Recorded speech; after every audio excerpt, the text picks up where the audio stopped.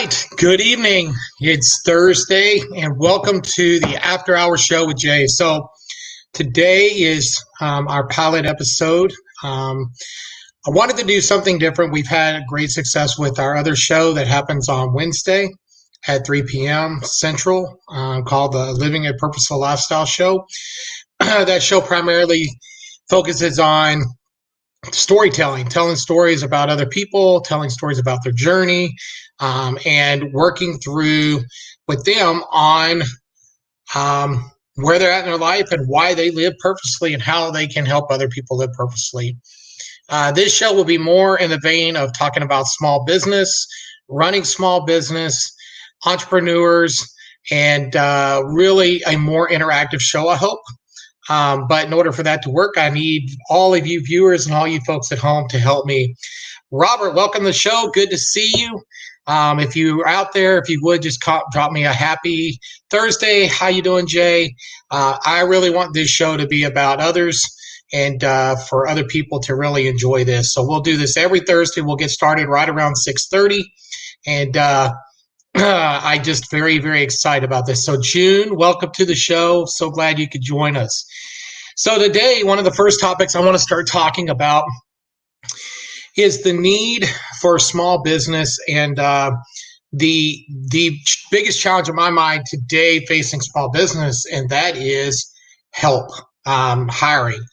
One of the struggles that I see amongst the people that I talk to on LinkedIn, also with regards to just people out in the community, you just hear it over and over again of just everyone is struggling so mightily right now to get people hired. And so when you're facing that, it sure does make things a lot harder to know where to go. So one of the things that I want to talk about is I want to talk about some strategies. So, part of our dilemma right now is there are help and there's federal aid and there's other different things that are really driving people to make a modest living to be at home. And that is one of the items that is creating a challenge. The other challenge that is out there, as I believe, we've had some people move into other creation of income streams. So delivery service, if you look at the amount of people still doing delivery service and using things like Grubhub, Uber Eats, these type of platforms, they are taking and able to work very limited hours. So they can pop on at 5:30, 6 in the evening, or till 8:30 at night, and make a modest living. I actually went just to experience it and went and did it 2 or 3 days because I wanted to kind of understand it. And I'll tell you, the 3 days that I did it, I made no less than $75 a day, and that was doing it 3 hours a day. So for 3 hours work to make $75, that's pretty good.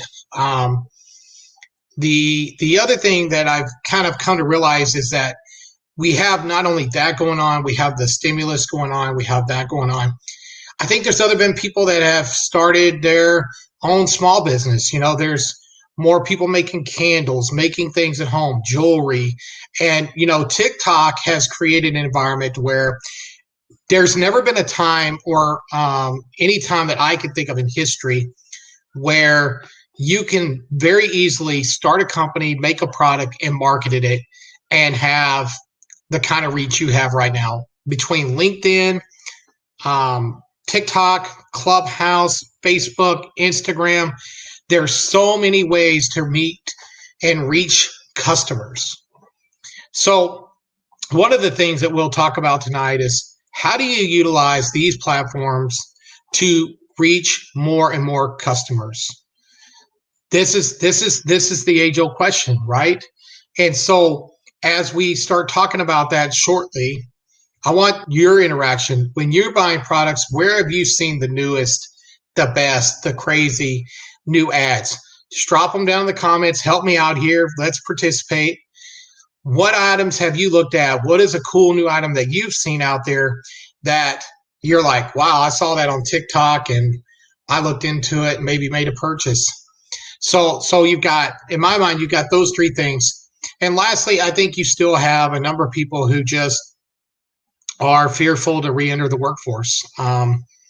There's still a number of people that are afraid to go back and be around people. And until we really know everything we need to know with this virus, that's going to continue to be the case for some people. So I'd be curious to know, what do you think? Why do you think that we are struggling with hiring? And I'd also love to hear from some of you. And even if you're watching this after the fact, drop them in the comments. We're going to do this every Thursday, and we can rehash some of the stuff that's been talked about in the comments section from this week's show next week as we open up. So don't feel like if you missed this in a live version that it's not still interactive. We will continue to give love and communicate and talk about things even in perpetuity, because a lot of these discussions are ongoing discussions. This isn't a one and done situation. So I'd really appreciate if somebody out there would just think about, for you, what do you believe the number one reason why we have such a workforce shortage, especially in those frontline associates, and what we need to do to get folks back in the restaurants working, back in retail, and back into these critical jobs that make the country go. So I talked a little bit about social media. So I want to talk about a little bit about social media. I'm not going to talk about LinkedIn strategy. I'm not going to talk about anything with that. There's reasons that LinkedIn does not want us talking about that as part of our user agreement with them to have live. But with that said, I'm curious, is there somebody out there that has bought a product or saw a product that they were introduced to via TikTok, via Clubhouse, or one of the other platforms out there? One of the things that I will tell you is that my wife has found a couple of products. So as many of you know, we have a young daughter, 5 years old. There's been a couple of cool items that we have found via TikTok, Instagram, Facebook, that we found them and we're able to order them off of Amazon or other things like that. One of the coolest things is one of my good friends, his name's Randall Constant. If you haven't followed Randall, I highly recommend you give Randall a follow. He basically, he and his son, he has a special needs son named Calvin. He and Calvin do a show together, and they talk about all these really, really cool products and introduce them to everybody. And I find that to be really, really cool. They've sent me several products to try, and man, there have been some massive there's been some massive cool products that I never even knew existed that I was able to get from him, and I really, really loved it. But anyway, he is now partnered with Amazon because of his following and the work that he's done.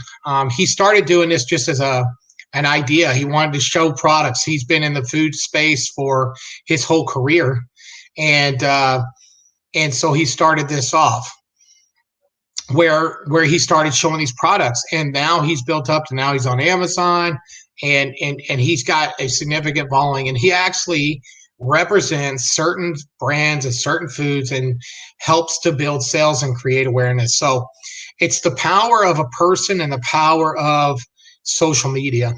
So I want to get back to some of the questions. So we've had some people respond in. Muhammad here, the perfect storm, tax refund, stimulus, unemployment benefits. I 100% agree with you. I think all those things have led to people not being in a position where they have to work. And so I think until some of that is lifted and we get back to a normal setting, we will continue to see folks choose to wait. And I don't know. I don't have a magic ball. The current data says this will continue through September. It'll be very interesting to see what happens shortly after Labor Day, if they extend this or if they rescind it. So thanks for contributing that, Muhammad. Appreciate it. He went on to add no incentive to come back to work. So if you take the The unemployment from the state and the federal, it puts you right around just over $600 a week, which, if you do the math, 40 hours a week, that's $15 an hour. And, there's a lot of employers. I mean, here locally in Omaha, there's a lot of employers that are pushing now 13, 14 bucks an hour. I'm even starting to see some 15 bucks an hour. So you're seeing the employers respond in kind to try to raise that wage to incentivize people to come and to be competitive with the folks that are looking. So my gut tells me that we're going to have a reset in wages and that wages are going to continue to increase. And I think we're going to almost get to that de facto $15 an hour without minimum wage being raised. So there are some that have, this is not Jason's stance, but this is just things that have been read, and you can find these out on the internet. There have been some that have almost, I guess you'd say, indicated or insinuated that perhaps that was the goal all along. But right, wrong, or indifferent, it is the reality facing small business, and I worry for some of these small businesses. That increase of $2-3 an hour is significant to their bottom line and their ability to stay open and to keep the doors open. So there has to be a balance between wages and the ability to run the business. I am all in of taking care of employees, and that people that are working hard should be rewarded and live a good life. But there's also balance with entry level wages and things like that. Robert says, I buy stuff on LinkedIn all the time. Love it, Robert. And if I'm not mistaken, you have it right there: T-shirt, hoodies, embroidery. So Robert is big time into into making shirts and making swag. So if you have a need in your business, Robert's a small business. I'd highly encourage you to reach out to Robert. I've seen some of the things that he makes, and he does a great job. Excellent job on what he produces. So, Robert, I know that you go the extra mile for your customers, and it shows in the following that you have. So he said credit card processing, Calm Kayi. So tell me more about that, Robert. I'm not following you on that, so give me a little bit more insight into what you meant by that. But what I would say is I want to kind of get back onto the, talking about with regards to looking at the overall, landscape of people out there in the workforce and whatnot. So when you're looking at utilizing the internet, or I guess you would say the social media platforms to market, you just got to be sure you think about who your target audience is and go. One of LinkedIn's greatest, I think, is probably Erica Rankin. If you're not following her, she's got quite a story up in Canada. She created a company called Brodo, where she basically created a vegan style of chocolate chip cookie, and it's kind of morphed into other cookies now. And she is just, growing by leaps and bounds. And she was growing steadily on LinkedIn, but then she finally decided to utilize TikTok. And when she started using TikTok, that was a huge game changer for you. And I think she would tell you that. So Erica is a great example of someone utilizing social media to sell products. Kind of the next topic. So I've been reading, and I'm about halfway done, 3/4 done with a book called Shoe Dog. So Shoe Dog tells a story about Nike from cradle to, I'm assuming it's going to be up until pretty recently, but Phil Knight started Nike. It was originally not even called Nike. He started it in Oregon, and I learned that Phil was a track star at Oregon, and basically got this dream while he was going to school about starting a shoe company. So he graduates college and he goes to his dad, and his dad basically gives him some seed money to go on this worldwide tour. He went all over the world, and while he was gone, he decided to go to Japan and to meet a shoe company. And he ended up going to a shoe company, and he buys some of the very first sneakers out there, ships them back to his house, and starts selling them out of his car, out of the back, like the trunk. Every time he orders a little more. He goes down to the bank, he gets a loan so he can order a little more. And the book goes on to explain how this goes on for years, right? He brings on his old Oregon track coach, and the coach helps him make the shoes better, and they keep ordering more, and they order more and more and more. And then the bank says, you know what, we don't want to do business with you anymore. We feel like you don't have enough cash in the bank, and your leverage too high.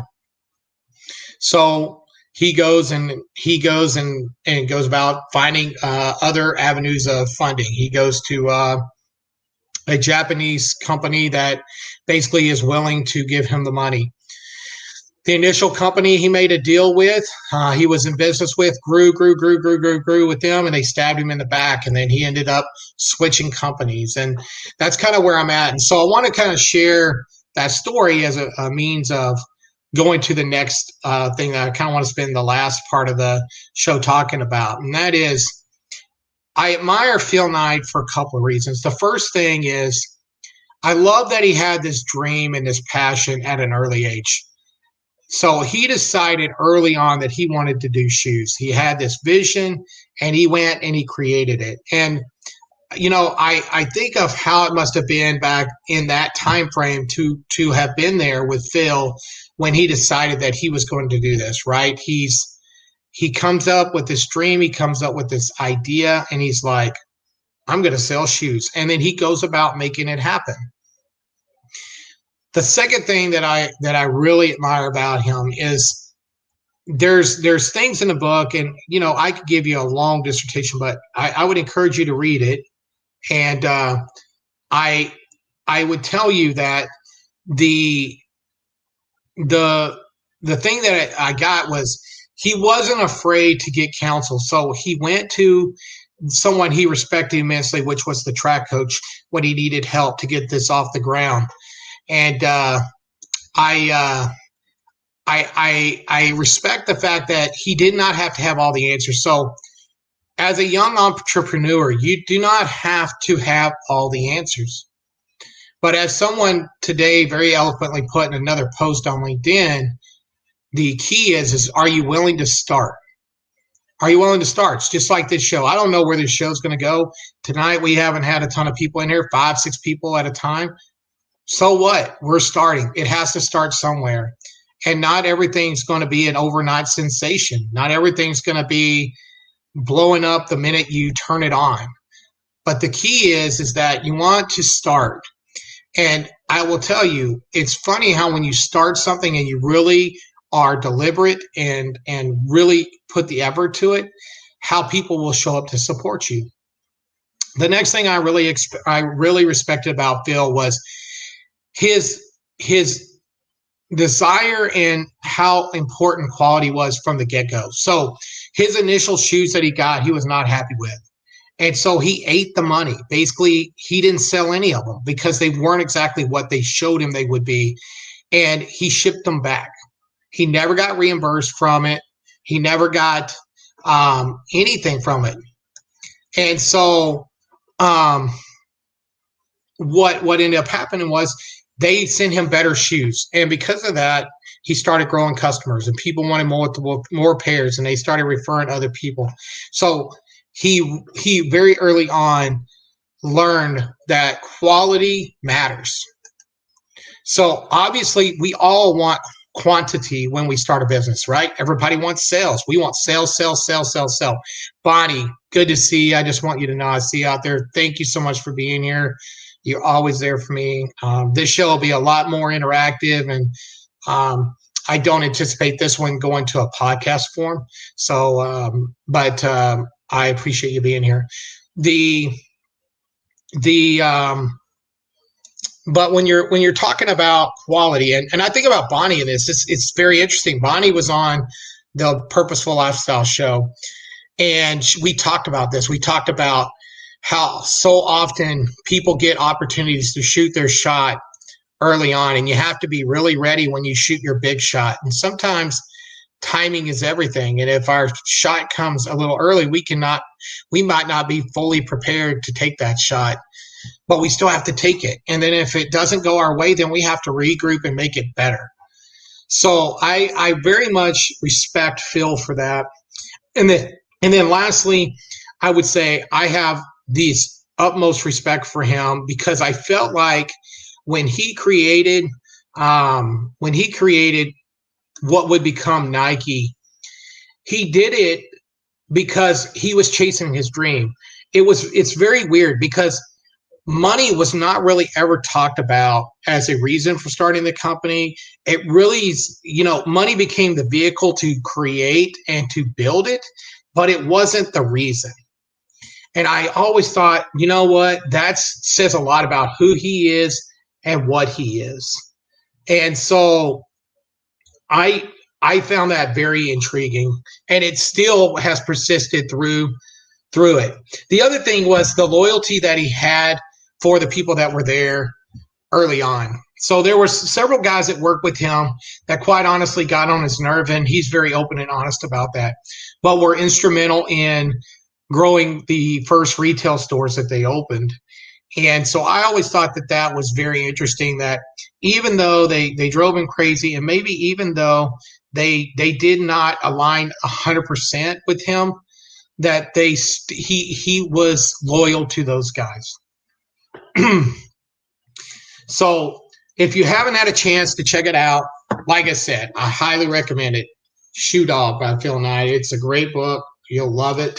And I think that is something that I value, and I think it will. I think it's something that you'll pick up on, especially if you're running a small business. So, like someone like you, Robert and Bonnie, I think both of you guys would immensely love this book.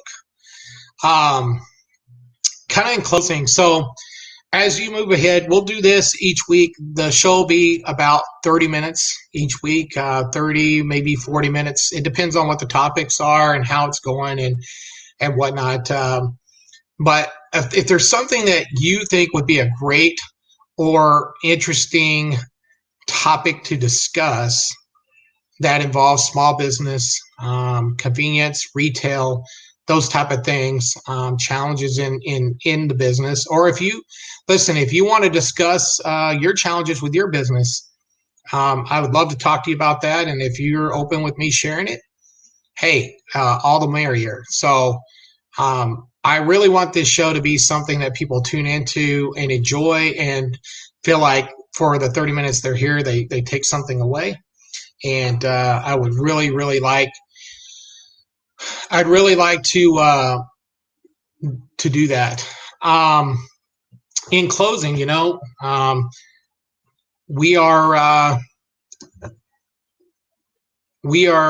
I'm in a position now where, I'm helping a number of small businesses really get off the ground and do some things. If you're looking for help, if you're looking for insights, if you're looking for someone who's been there and done that, hit me a DM, email me. All my contact information's on my LinkedIn profile. I'd love to help you. There's nothing greater than seeing people achieve their dreams and their goals and their aspirations and to bring their ideas to life. That's one of the reasons I read so many of these business books is I enjoy them. I just recently read one called The Harder I Work, The Luckier I Get. It's by Pete Ricketts, who started TD Ameritrade. It's one of the greatest books you'll read. We'll talk about it maybe next week. I'll share it with you guys, kind of like I did the Phil Knight book tonight. But I love these stories about businesses and how their founders, they all have the same common trait, and that is they all dreamed of something bigger than themselves and were willing to put their reputations and their own, they put it all on the line. what little bit they had when they started. Both of them started very young, but extremely good reads. Both of them, it's interesting, both of them got married at a pretty young age and drug the wives along for the ride. And I admire their wives probably as much as I do them, because both wives were nothing but supportive and 100% in with their husbands, even back when it was bleak and they're eating pork and beans and trying to feed kids with, hot dogs and potato chips. That there was definitely a sacrifice made for some of these iconic brands that we know today to be these huge conglomerates, but they aren't always like that. And so there's no reason why, if you have an idea or you have a product or you have something that you want to bring to market, why you can't be the next Nike, the next TD Ameritrade, the next Apple, whatever. Every one of those started in a garage or in someone's trunk. None of them started on Madison Avenue. So thank you very much for being here tonight. I hope that this first pilot show was good. I really want to say thank you, Robert, Diane, Bonnie, all of you for being here. You guys have been so supportive of me. And let somebody else know in your circle about this. It'll be Thursdays at 6:30-ish when we get started. Like I said, this one's not going to be near as formal as my Wednesday show will be. That will remain the same. I want that to be a podcast eventually. But I really want this to be interactive. I want audience participation. I really want this to become a community, and who knows what this morphs into. I mean, in time, it may even become a Zoom thing, or who knows. But for now, to be in this form, and if, like I said, if you want to be on the show to talk about your business or whatever, we can do that. We will have people featured on here talking about their struggles. It'll be in a different vein than the other. But I would love to have some of you on. So with that said, I hope everyone has a great Thursday night. We got one more day this week to make it happen, and then hopefully a couple of days to relax and spend time with our family. So I will see you all again next Thursday on the Wednesday at 3 on the Living with Purpose Lifestyle show, and then back here on Thursday nights with Jay, After Hours with Jay. I think I may need to get a cocktail from time to time with this just to make it a little bit more fun. But thank you again, and I'll talk soon. Like I said, if you've got those, if you have those ideas of things that would be great to talk about and ideas, please share those with me. It will help me out immensely, and I will be forever grateful. Thank you so much. Have a great night. We'll see y'all later.